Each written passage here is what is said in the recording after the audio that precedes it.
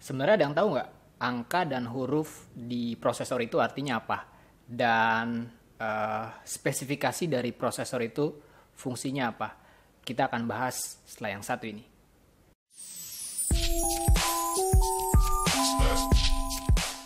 Oke, ini kita akan ambil contoh prosesor Haswell Refresh, yaitu versi update dari Haswell. Dan tabel ini merupakan tabel Haswell Refresh versi unlock. Jadi prosesor-prosesor yang ada di sini mempunyai kemampuan buat overclocking. Dan Haswell Refresh dengan kemampuan overclocking ini dinamai dengan codename yaitu Devil's Canyon. Nah, kita akan bahas masing-masing dari tabel ini artinya apa dan fungsinya seperti apa. Oke, pertama kita lihat ya, brand name dan processor number. Kita mulai dari Intel. Ya, Intel atau Intel Core ini ya brandnya Intel Core. Terus i7 ini sebenarnya brand modifier. Jadi selain ada i7, ada i5 dan ada i3. Tapi untuk prosesor Haswell Refresh ini dia cuma ngeluarin i7 dan i5. Oke. Next angka 4790K.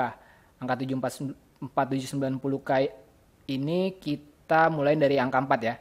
Angka 4 ini sebenarnya adalah generasi keempat. Jadi angka 4 ini menunjukkan generasi keempat dari prosesor Intel. Kalau sebelumnya ya berarti generasi ketiga, angkanya di sini 3. Dan kalau nanti kelanjutan dari Haswell yaitu Broadwell, dia akan ganti menjadi angka 5. Oke. Itu generasi prosesor. 790 ini sebenarnya SKU atau nomor pabrik lah gitu. Tapi kita juga bisa tahu melalui angka ini mana prosesor yang secara spesifikasi lebih tinggi. Kayak misalkan ya, kita bandingkan dengan yang bawah. 4790 di sini 4770. Nah, 790 kan lebih besar daripada 770. Nah, berarti ini mempunyai spesifikasi atau fitur enggak sih, spesifikasi lebih besar. Oke. Nah, huruf K ini menandakan bahwa prosesor ini adalah unlock atau mempunyai kemampuan untuk di overclocking. Gitu. Oke. Ya, itu brand name dan processor number. Next, kita ngebahas tentang base clock speed. Nah, base clock speed. Base clock speed ini disebut juga sebenarnya frekuensi. Frekuensi. Dan diukur dalam gigahertz. Nah, artinya apa sih base clock speed ini? Tugas prosesor kan sebenarnya mengerjakan instruksi atau mengolah data kan. Nah, base clock speed ini secara teknikal berarti berapa besar instruksi yang bisa dikerjakan oleh prosesor per detik.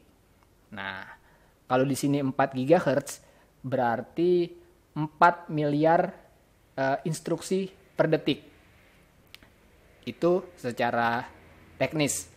Intinya sebenarnya pada saat nilai clock speed lebih besar, prosesor akan bekerja lebih cepat. Nah, itu aja lihatnya. Jadi, ya, i7 4770K dengan base clock speed 3,5 GHz dan 4790K dengan base clock speed 4 GHz berarti 4790K bekerja lebih cepat. Nah, itu ngelihatnya kayak gitu.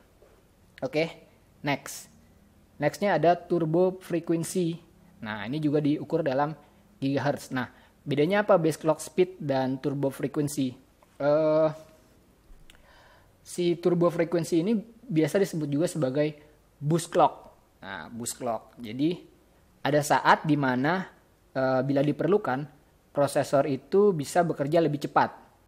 Nilai turbo frequency atau boost clock adalah nilai clock speed yang bisa dicapai pada saat fitur turbo ini berjalan. Tapi sebenarnya cuma sementara sifatnya dan pada saat-saat tertentu aja. Nah, mari kita lihat. Base clock speednya 4 GHz. Tapi pada saat turbonya jalan, dia bisa mencapai 4,4 GHz. Nah, gitu. Begitu juga dengan si 4770K. Base clock speednya 3,5, tapi pada saat turbo frekuensinya on, dia bisa mencapai 3,9 GHz. Oh ya, ini bukan nilai maksimal yang bisa dicapai pada saat overclocking ya, itu beda lagi. Ini memang settingan dari pabriknya, pada saat diperlukan, prosesor akan bekerja mencapai angka ini. Gitu. Oke. Next, core atau thread. Nah, sebenarnya ini buat nunjukin apakah di prosesor itu mempunyai fitur hyperthreading atau enggak. Itu hyperthreading atau enggak. Core berarti jumlah CPU unit yang bekerja pada satu CPU. Sedangkan thread itu semacam core tambahan yang membantu untuk proses multitasking. Nah, jadi kalau kita lihat i7 itu dia jumlah core-nya 4, tapi dia ada fitur hyperthreading yang memungkinkan seolah-olah punya core tambahan, jadinya 8. Nah, mari kita lihat perbedaannya antara i7 dengan i5. i5 dia punya 4 cores, sama kan? 4 cores. Tapi thread-nya dia tetap 4 karena dia tidak mempunyai fitur hyperthreading. Nah, itu bedanya. Oke. Untuk prosesor Haswell sendiri, selain daripada i7 yang mempunyai fitur hyperthreading itu sebenarnya i3. Nah, jadi ada i3 dan i7. Kalau i3 itu dia dual core dengan hyperthreading. Jadi seolah-olah kayak punya 4 core. Sedangkan i7 itu quad core atau 4 core tapi mempunyai hyperthreading, jadi seolah-olah punya 8 core. Itu. Oke, next. Next adalah cache atau cache. Nah, cache ini semacam memori lah, semacam memori RAM, tapi dia berada di dalam sebuah CPU.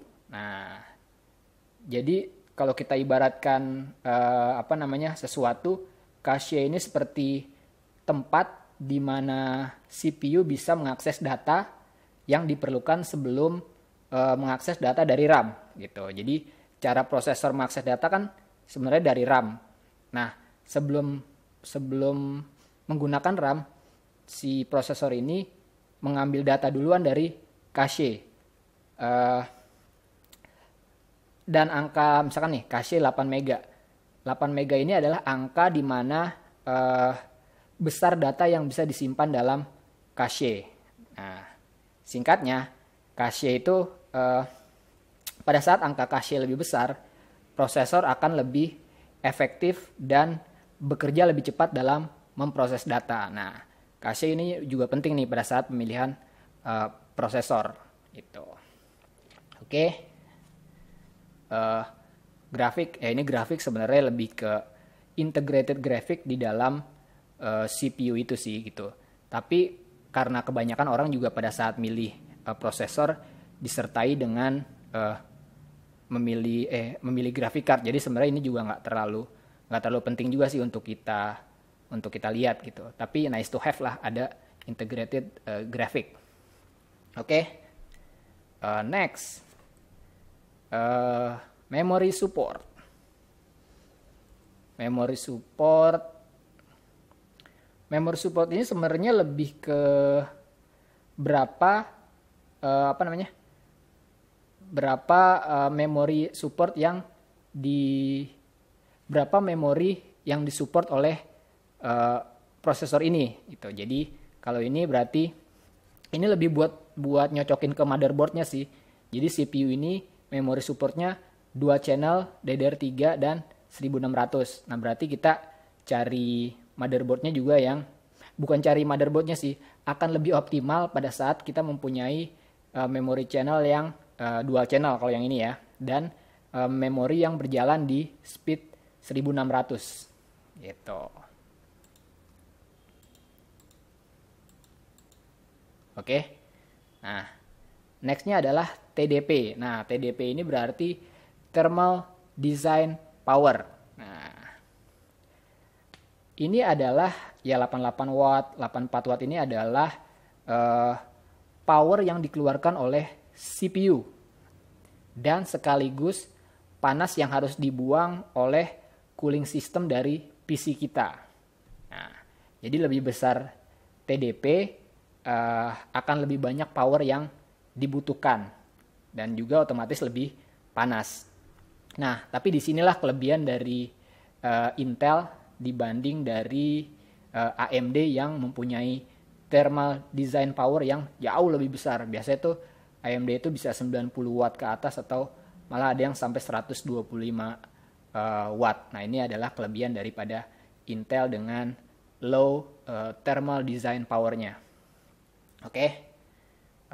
Next, ya ini lu udah pada tahu lah pasti soket yang dibutuhkan untuk prosesor ini. Ya, secara ini Haswell, jadi udah pasti soketnya 1150. Nah, sama nih 1150. Dan lagi-lagi ini adalah pricing yang gue yakin harganya pasti di sini juga beda gitu, menyesuaikan. Oke, kira-kira gitu sedikit penjelasan tentang spesifikasi CPU. Jadi next time pada saat lo ngelihat CPU harusnya udah ngerti angka-angka dan huruf-huruf serta fitur dari CPU tersebut. Seperti biasa, silakan bertanya, komentar, diskusi di kolom komentar. Like kalau lo suka video ini, dislike kalau lo nggak suka video ini, share kalau lo ngerasa video ini bermanfaat, dan subscribe buat yang belum subscribe kalau nggak mau ketinggalan video-video berikutnya. Oke, thanks for watching and I'll see you next time. Bye.